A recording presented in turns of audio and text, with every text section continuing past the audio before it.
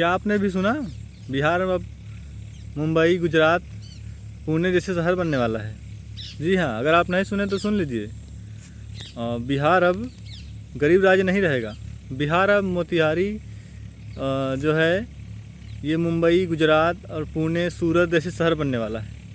जी हाँ, दरअसल बिहार के मोतिहारी में जब प्रधानमंत्री नरेंद्र मोदी जी एक रैली किए तो उसमें बिहार को गरीब राज्य से उठाकर सीधे मुंबई, गुजरात, पुणे जैसे शहर बना दिए। जिस तरह से मुंबई डेवलपमेंट है, जिस तरह से गुजरात, पुणे, सूरत में फैक्ट्रियां हैं, वो सारी फैक्ट्रियां सब बिहार में लाकर लगा दिए। और जो 10, 15, 20 सालों में नहीं हो पाया वो अब सिर्फ 5 सालों में होगा। यूँ कहें तो चुनाव के समय में हो जाएगा। दरअसल इस समय बिहार में चुनाव है और सारी पार्टियां अपना अपना दांव खेल रही हैं और हर कोई पार्टी अपने अपने जो सत्ता में है या जो सत्ता में थी वो अपने विकास गिना रही है, वो अपने आने वाले समय में दावे बता रही हैं। और जो सरकारें, जो पार्टियां अभी अभी नए नए चुनाव लड़ रही हैं वो अपना अपना दावा कर रही हैं, वादे कर रही हैं कि हम आपको ये देंगे। दरअसल बिहार में कई पार्टियां ऐसी हैं जो जीतने का दमखम रखती हैं। पहली पार्टी तो ये है, जो विपक्ष का भी मानना है कि वो बीजेपी पार्टी है। दरअसल बीजेपी को हम इसलिए कह रहे हैं क्योंकि बीजेपी के पास विपक्ष का कहना है कि चुनाव आयोग और सारे तंत्र प्रशासन, सारी चीज़ें बीजेपी के पास हैं। प्रोपोगंडा, टीवी चैनल, ये सब बीजेपी के पास ही हैं। तो और इसमें SIR भी लागू कर दिया गया है। इसका मतलब ये होता है कि आप यानी कि जो बिहार में रह रहे हैं वो अपना जन्म प्रमाण पत्र और अपने पिता, माता, दादा, दादी का भी जन्म प्रमाण पत्र लगा कर दें, तभी वो चुनाव दे पाएंगे। इससे यह साफ जाहिर होता है कि अब तक तो इसके पहले सांसद का चुनाव था और इसके पहले कई बार विधानसभा का चुनाव हुआ, तब ये ज़रूरी नहीं था। पर जो भी हो, अब ये लागू कर दिया गया है तो इसे देना ही पड़ेगा। इससे विपक्ष की पार्टियां और सारे लोग कह रहे हैं कि पहली पार्टी तो बीजेपी ही होगी और दूसरी पार्टी राजद होगी, क्योंकि RJD ने भी पिछले गठबंधन में 10 लाख नौकरियां देकर बिहार वालों को अपने पक्ष में किया है।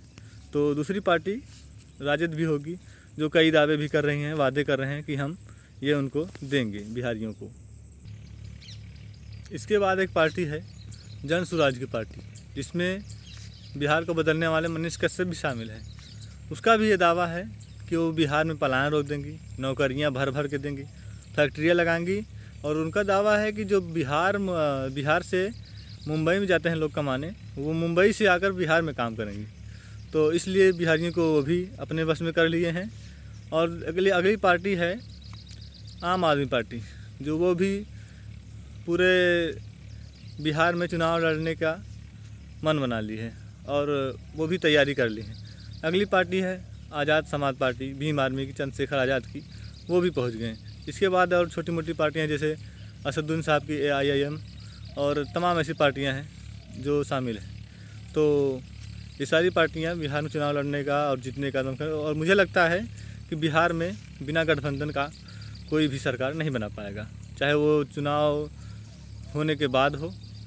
जैसे कि, और मैंने उनका नाम तो लिया ही नहीं, JDU का जो है नीतीश कुमार का, उनका इसलिए ख़त्म हो गया क्योंकि उन्हें BJP भी नहीं देखना चाहती और बिहारी भी नहीं देखना चाहते, इसलिए उनकी पार्टी का मैंने नाम नहीं लिया।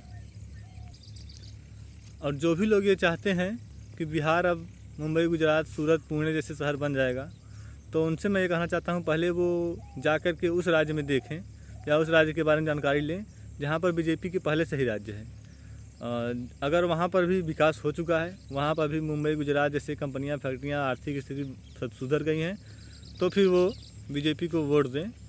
और अगर नहीं किसी राज्य में हुआ है, जिस राज्य में BJP की सरकार है, अगर वहाँ नहीं हुआ है, तो फिर अब खुद समझ लें क्या उनको करना है। क्योंकि बगल का राज्य UP है, दिल्ली में भी सरकार हो गई है, तो यहाँ का विकास आप देख लीजिए, फिर इसके बाद अपना चुनाव तय करिए।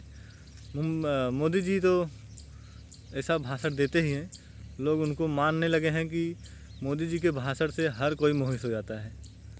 और हमने जब ये बात सुनी कि बिहार अब मुंबई, गुजरात, सूरत, पुणे जैसे बनने वाला है तो हमें बड़ी खुशी हुई, क्योंकि हम यूपी से हैं और बगल का राज्य बिहार है।